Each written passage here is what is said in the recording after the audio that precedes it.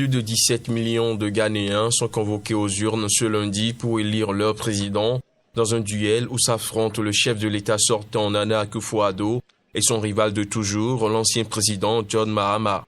Les deux principaux adversaires se retrouvent pour la troisième fois consécutive et une fois encore, les résultats pourraient être serrés.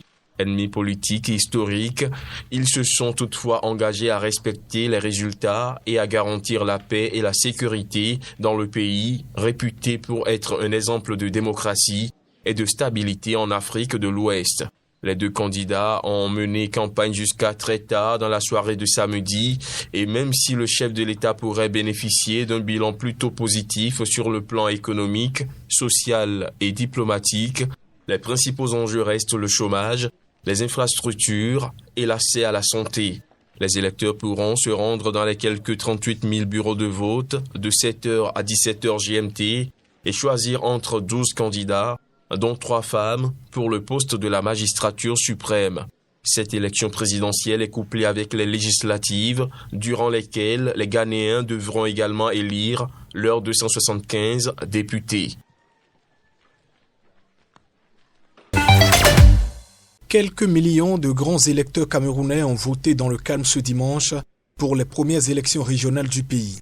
Mais le scrutin a été boycotté par l'opposition qui estime qu'il ne changera rien, ni politiquement, ni pour le conflit séparatiste qui ensanglante les régions anglophones.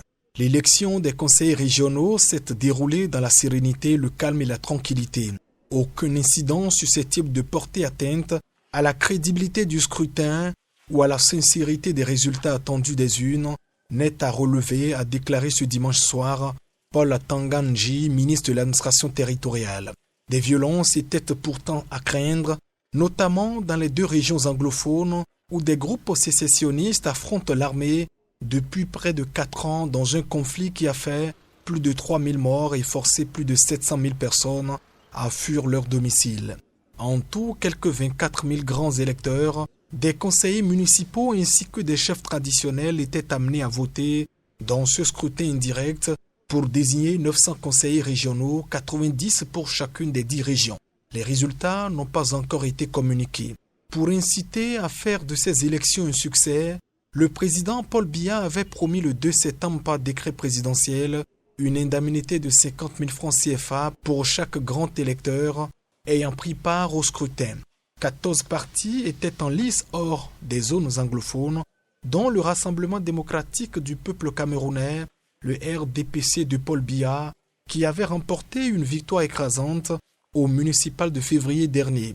Dans les deux régions anglophones, le parti était le seul à présenter des candidats. Environ 2,5 millions d'électeurs sont appelés à dire oui ou non aux propositions de leur président George Weah de réduire le mandat du chef de l'État de 6 à 5 ans et d'autoriser la double nationalité. Le mandat des députés passerait également de 6 à 5 ans, celui des sénateurs de 9 à 7. Le référendum est couplé avec des élections pour renouveler la moitié des 30 sièges de sénateurs. L'échéance à valeur de double test pour le président Weah, qui avait soulevé un immense espoir en 2018 en accédant au pouvoir dans un pays toujours marqué par la guerre civile de 1989 à 2003 et l'épidémie d'Ebola de 2014 à 2016. Mais il n'a pas réussi à redresser l'économie et l'enthousiasme a fait place au désenchantement. Les principaux partis d'opposition ont appelé à boycotter le référendum. Mohamed Ali, secrétaire général des CPP, coalition d'opposition, invoque l'absence de débat sur des questions ardues. Si la proposition de révoquer l'interdit de 1973 sur la double nationalité est adoptée, les futurs binationaux auront accès à la propriété au Libéria, ce qui devrait donner un coup de pouce à l'économie du pays confronté aux pénuries et à l'inflation. Les détenteurs de la double nationalité n'auraient cependant toujours pas le droit d'exercer des fonctions électives. Bien que George Weah en soit toujours à son premier mandat, ses adversaires craignent qu'il tire profit d'une modification de la Constitution pour faire valoir que les compteurs sont remis à zéro et briguer le moment venu un troisième mandat, comme viennent de le faire ses homologues et voisins guinéens Alpha Condé et ivoiriens Alassane Ouattara.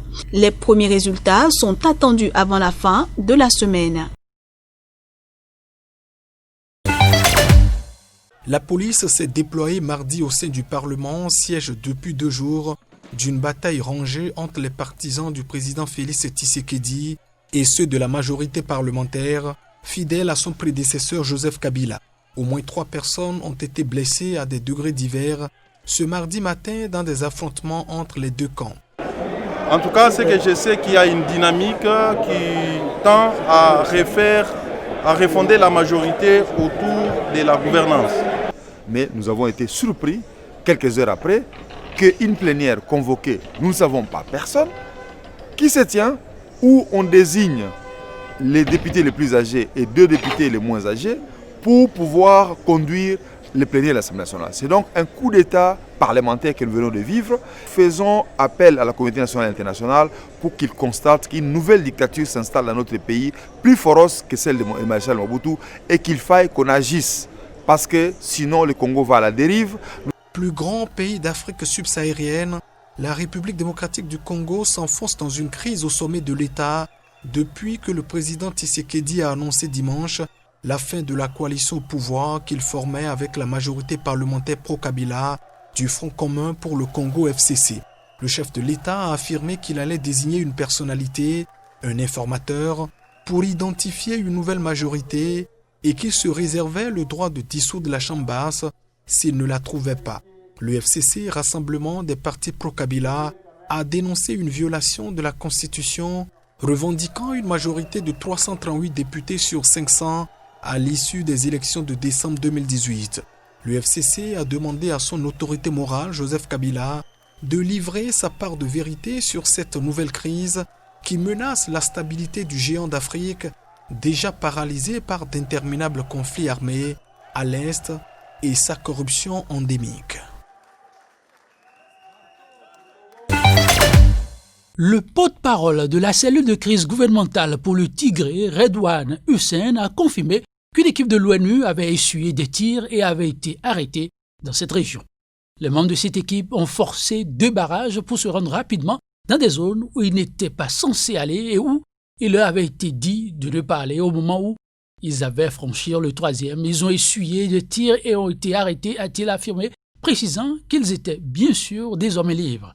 Les Nations Unies et les organisations humanitaires se disaient de plus en plus ouvertement inquiètes de la situation au Tigré, où l'ONU avait indiqué avoir obtenu un accès humanitaire sans restriction en vertu d'un accord avec les autorités d'Addis Abeba annoncé la semaine dernière.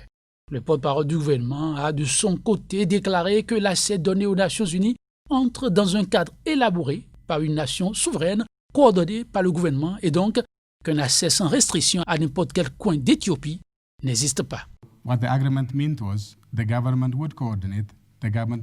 Ce que l'accord avec l'ONU signifiait pour nous, c'était que le gouvernement coordonnerait, le gouvernement dirigerait. Ainsi, chaque fois que le gouvernement crée un accès pour mener une action humanitaire, les agences de l'ONU sont à bord. Chaque fois que nous disons qu'il n'est pas sûr d'y accéder, les Nations Unies et d'autres entités de nos partenaires doivent s'y conformer.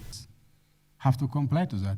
Yes, some of the UN staffs were actually detained and Certains membres du personnel de l'ONU ont été détenus et d'autres ont été abattus. Pourquoi? Ce pays n'est pas un no man's land. Il a un gouvernement. Il a des difficultés que dans le nord. Alors on leur a dit qu'ils ne devaient pas se déplacer dans certaines régions, mais ils se sont livrés à une sorte d'expédition aventureuse. kind of adventurous expedition. Mardi, à Genève, le porte-parole du Haut-Commissariat aux réfugiés HCR, Babar Balok, a regretté que l'ONU n'ait toujours pas cet accès terriblement nécessaire au Tigré où la situation humanitaire est de plus en plus critique. 2 jours après l'élection présidentielle du 31 octobre, dont les résultats n'étaient pas encore proclamés, l'opposition avait proclamé un Conseil national de transition qui devait former un gouvernement de transition censé remplacer le régime d'Alassane Ouattara. L'ex-président Henri Konan Bédié, qui avait été présenté comme président du CNT par le porte-parole de l'opposition Pascal Affi-N'Guessan, ne s'était jamais exprimé publiquement sur le sujet. Dans une déclaration transmise aux médias, il appelait à un dialogue national. Je propose dès maintenant et urgemment, en accord avec toute l'opposition, l'organisation d'un dialogue national, ce nouveau cadre de dialogue qui verra la participation de toutes les forces vives de la nation, remplace évidemment le CNT que l'opposition ivoirienne avait initialement proposé, a écrit Henri Konan Bédié. Dans sa déclaration, l'ancien président de la République souhaite que le dialogue national, qui devra être encadré par des organisations internationales telles que l'ONU, aborde plusieurs questions clés. Il cite l'élaboration d'une constitution consensuelle, la mise en place d'un véritable processus de réconciliation qui prendra notamment en compte le retour des exilés et la libération des prisonniers politiques et militaires, mais aussi l'organisation des élections notamment présidentielles, transparentes, crédibles et inclusives. Comme le reste de l'opposition, Henri Konan Bédié continue d'estimer qu'Alassane Ouattara, réélu pour un troisième mandat controversé sur le score fleuve de 94,27% des voix au premier tour, n'est pas légitimement le président de la République de Côte d'Ivoire.